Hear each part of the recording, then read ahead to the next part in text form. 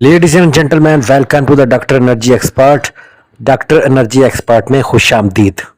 तो ladies and gentleman, आज फिर हमारा टॉपिक वायरिंग के अंदर इस्तेमाल होने वाली तार है, लेकिन तार के इस अंदर इस्तेमाल होने वाला कंडक्टर हमारा टॉपिक नहीं है, बल्कि कंडक्टर के ऊपर इस्तेमाल होने वाली इंसुलेशन हमारा टॉपिक है।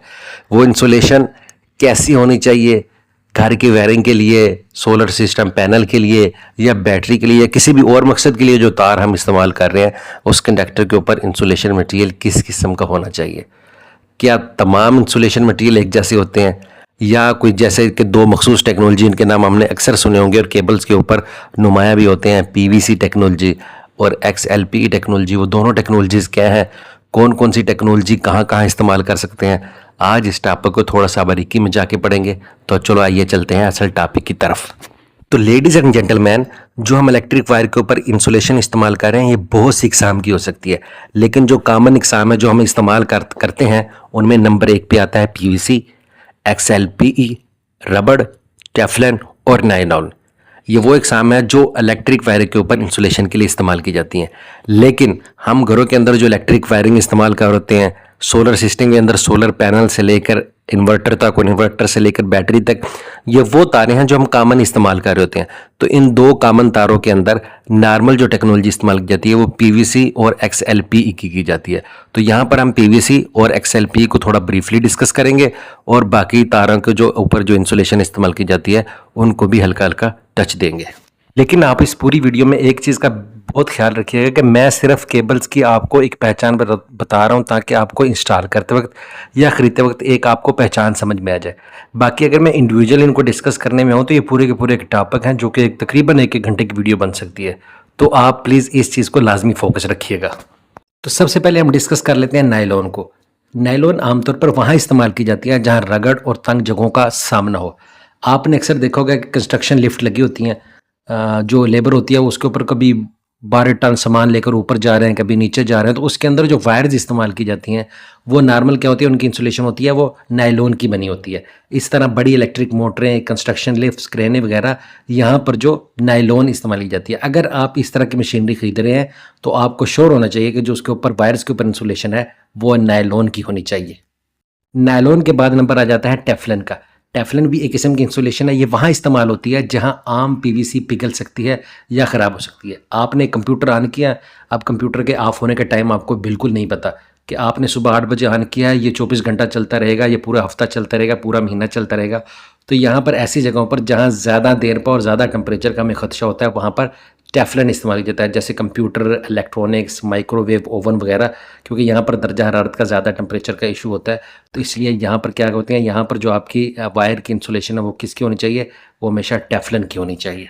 टेफलन के बाद नंबर आ जाता है रबड़ का। ऐसी जगहें जहाँ तेल, पानी या केमिकल गिरने का खतरा हो, वहाँ रबड़ की इंसुलेशन बेहतरीन रहती है। सादा सी सिंपल सी मिसाल है, आपने एक ऐसी जगह पर इंस्टॉलेशन कर रहे हैं कि आप एक घर से एक वायर को खींचा और आप दूसरे घर पर लेकर जा रहे हैं और रोड के ऊपर से गुजर रही है। अब रोड से साइकिल वाले ने भी गुजरना है, मोटरसाइकिल ने भी गुजरना है, गाड़ी ने भी गुजरना है, तो उसकी इंसुलेशन क्या होती है, बेहतरीन नाला क्वालिटी की होनी चाहिए। तो वहाँ पर ऐसी इंसुलेशन कौन सी होनी चाहिए, आपकी रबड़ की होनी चाहिए। जैसे वैक्यूम क्लीनर हैं, ड्रिल मशीनें हैं, स्पीकर केबलें हैं, तो ऐसी जगहों पर क्या होगी, आपकी जो वायर्स की इंसुलेशन है वो हमेशा रबड़ की होनी चाहिए, ताकि आपको किसी किस्म की परेशानी का सामना ना करना पड़े। लेडीज एंड जेंटलमैन, लास्ट पर आ गए हमारे दो मेन इंसुलेशन, एक PVC और एक XLPE। PVC यानी कि पॉलीविनाइल क्लोराइड और XLPE यानी कि क्रॉस लिंक्ड पॉलीएथिलीन।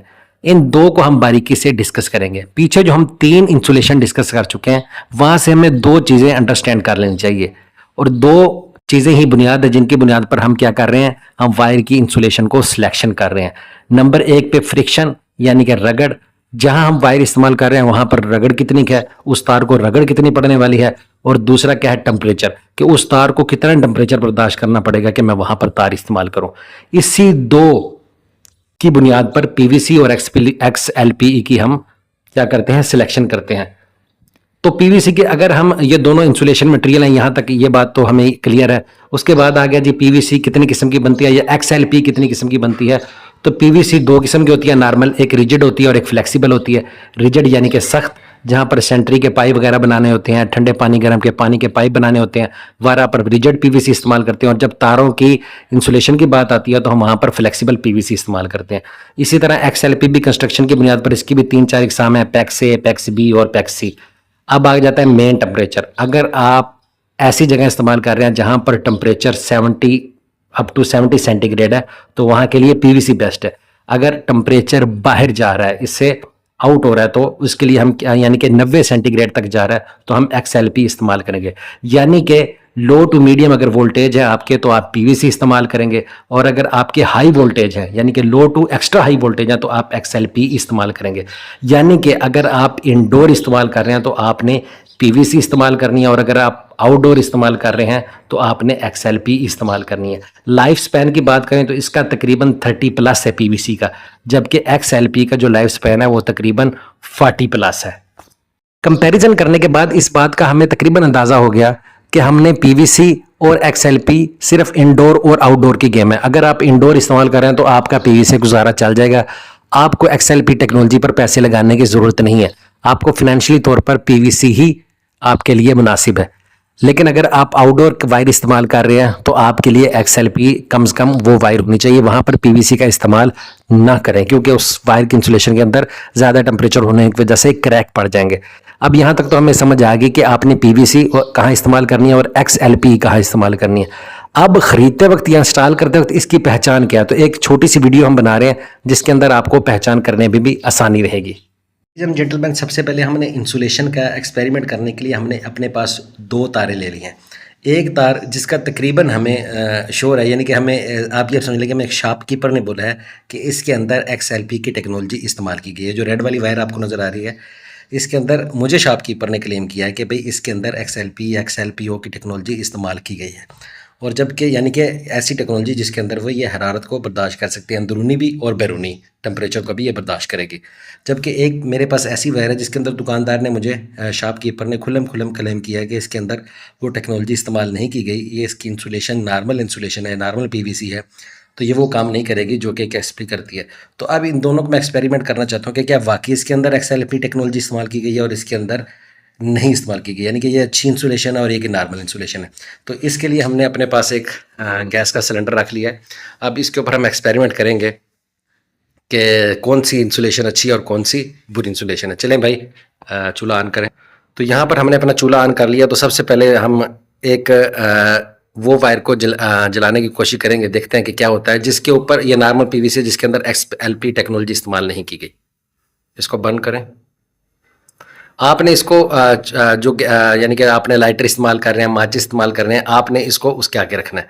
तो अब वीडियो के अंदर आप वो चीज़ महसूस नहीं करेंगे। तो जैसे ही मैंने इस तार को जलाना शुरू किया तो एक अजीब सी स्मेल पूरे कमरे के अंदर आना शुरू हो गई है, और स्मेल आती जा रही है और स्मेल ये बढ़ती भी जा रही है। यानी कि इससे एक ये बैड पॉइंट हो रहा है कि जब हम इसको जला रहे हैं तो इससे हमें बहुत ज़्यादा गंदी स्मेल आना शुरू हो गई है।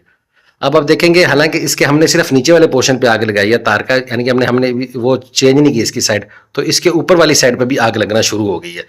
तो साइड पे करें भाई, थोड़ा सा चूल्हे से साइड पे करें, यहाँ से आपने करें मेरे। तो अब देखें इसको सारे को आग लग गई है और आग इसकी बुझ भी नहीं रही, और धुआं भी आप देख रहे हैं कि काफ़ी ज़्यादा इसने करना शुरू कर दिया। और आग से हालांकि हमने इसको साइड पे कर लिया तो फिर भी इसकी पीवीसी को आग लगती जा रही है। मे भी आपको वीडियो के अंदर नज़र ना आ रहे हो, लेकिन इससे हल्के हल्के वो जो प्लास्टिक के जले हुए ड्रॉप्स हैं वो भी गिरना शुरू हो गए हैं। तो ये 2-3 चीज़ें थी जो आपने फोकस करनी थी, एक इसका धुआं, एक इसकी स्मेल, और इसके जो ड्रॉप्स बन के नीचे गिर रहे हैं। अभी हम एक्सपेरिमेंट करते हैं दूसरी तार का। इसको साइड पे कर दें भाईजान। अब दूसरी का एक्सपेरिमेंट करते हैं। इसको आग के आगे रखें। अब ये वो वायर है जिसके अंदर शॉपकीपर ने हमें क्लेम किया है कि भाई इसके अंदर एक्सएलपी टेक्नोलॉजी इस्तेमाल की गई है। अभी आप अगर इसको गौर से देखेंगे, एक तो ये धुआं बहुत कम कर रही है, धुआं ना होने के बराबर कर रही है। उसके अंदर धुआं बहुत ज्यादा था, उसके अंदर धुआं बहुत ज्यादा था। और जबकि इसके अंदर, और दूसरी चीज आप देखेंगे कि अगर नीचे वाली साइड पे आग लगी है तो ऊपर वाली साइड अभी तक महफूज है, ऊपर वाली साइड को अभी तक आग नहीं लगी, जबकि उसकी ऊपर वाली साइड को फौरन आग लग गई थी। तो अभी भाईजान इसको साइड पे करें, सामने करें, तो देखें। और इसकी आग क्या है, इसकी आग फौरन बुझ गई है, जबकि उसकी आग जब तक हमने खुद नहीं बुझाई वो नहीं बुझी। और उसका धुआं देखें, धुआं ना होने के बराबर। और जैसे हमने इसको साइड पे किया तो ये फौरन जनाब जो है ना, इसका क्या नाम, धुआं भी जो है ना ख़त्म हो गया, और इसने अपने आप को जलाना भी बंद कर दिया।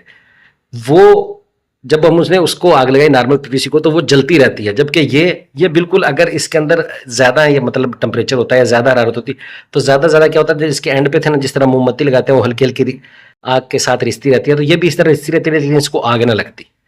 तो ये एक बुनियादी फ़र्क था हमारी इंसुलेशन का। तो यानी कि हम इस तरह पीवीसी को जांच पड़ताल कर सकते हैं कि किसके अंदर एक्सएलपी टेक्नोलॉजी इस्तेमाल की गई है और किसके अंदर इस्तेमाल नहीं की गई। ये 3 और 4 पॉइंट है जिसको आप नॉर्मल ईजी आसानी से पहचान सकते हैं। लेडीज एंड जेंटलमैन, लास्ट पे आगे एक आम सी और कॉमन सी पहचान, वो वायर जिनके ऊपर पीवीसी की इंसुलेशन होती है वो बनिस्बत और केबलों के बहुत ज़्यादा फ्लेक्सिबल होती हैं। आप उनको लेफ्ट राइट करेंगे वो आसानी से लेफ्ट और राइट हो जाएंगे, यानी कि इनके अंदर फ्लेक्सिबिलिटी ज़्यादा होती है। जबकि वो वायर जिनके ऊपर XLEP की टेक्नोलॉजी होती है वो हार्ड होती हैं कदरे पीवीसी के, और उनको बनिस्बत उस पीवीसी के वो फ्लेक्सिबल कम होती हैं और उनको लेफ्ट राइट करना थोड़ा सा मुश्किल होता है और उनकी जो सतह होती है वो थोड़ी सी हार्ड होती है। तो लेडीज एंड जेंटलमैन, ये थी हमारी आज की वीडियो अच्छी लगी हो तो लाइक और सब्सक्राइब करना मत भूलिएगा और बेल आइकॉन को भी जरूर प्रेस कीजिएगा ताकि वक्तन फ़ौक्तन आने वाली तमाम वीडियो आप तक पहुंचते रहे। अपना ख्याल रखिएगा। अल्लाह निगहबान। अल्लाह हाफिज़।